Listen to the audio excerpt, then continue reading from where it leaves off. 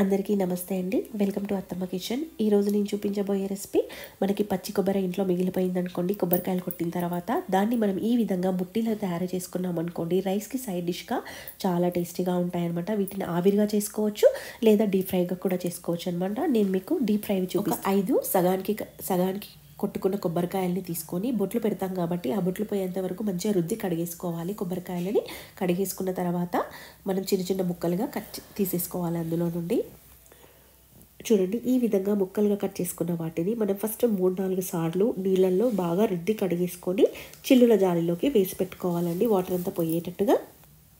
చూడండి, ఇప్పుడు మనం వీటిని మొత్తం వాటర్ 3-4 సార్లు కడిగేసిన తర్వాత చిల్లుల జాలికి వేసుకున్నాం కదా. ఇప్పుడు దీన్ని మనం పక్కన పెట్టి, నల్లగా కనపడుతున్న పీల్ తీయాల్సిన అవసరం లేదండి, దాంతోపాటే వేసుకోవచ్చు. దాన్ని పక్కన పెట్టేసుకొని ఒక 7-8 పచ్చిమిర్చి తీసుకోవాలి, మీడియం సైజువి తీసుకొని వాటిని కూడా కడిగి పక్కన పెట్టుకొని ఇప్పుడు మనము జాలిలో వేసుకున్న కొబ్బరి ముక్కల్ని కొద్దిగా పట్టుకోవాలన్నమాట. మిక్సీ ఫస్ట్ కొద్దిగాని వేసుకొని ఒక 2-3 మిర్చి ఇలా వేసుకొని మంచిగా పొడిలాగా పట్టుకోవాలన్నమాట. వాటర్ అస్సలు యాడ్ చేయకూడదండి, ఇందులోకి వాటర్ అస్సలు యాడ్ చేయకుండా పట్టేసుకోవాలి, పొడిగా అవుతుందన్నమాట.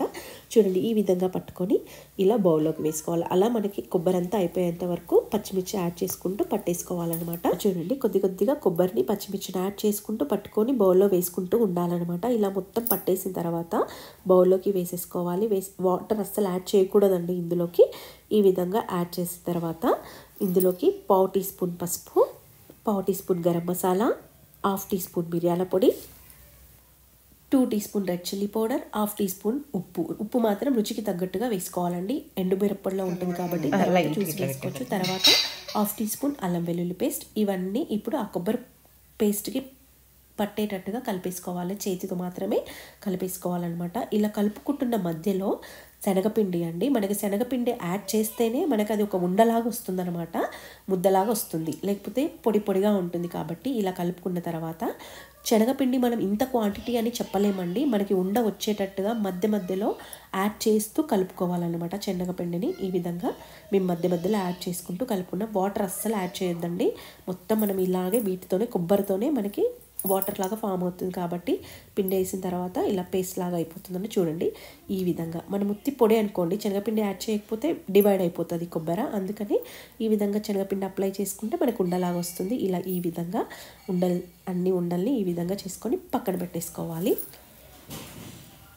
ఈ విధంగా ఉండలు చేసుకొని వీటిని పక్కన పెట్టేసుకొని ఇప్పుడు స్టవ్ ఆన్ చేసుకొని స్టవ్ పై ఒక చిన్న కడాయి పెట్టుకొని అందులోకి లైట్గా ఆయిల్ వేసుకోవాలి. ఆయిల్ వేడయ్యేంత వరకు మీడియం ఫ్లేమ్ పెట్టుకోవాలండి. ఆయిల్ వేడయ్యేంత లోపు మనం వీటిని ఎలా ప్రిపేర్ చేసుకోవాలో చూపిస్తున్నామండి.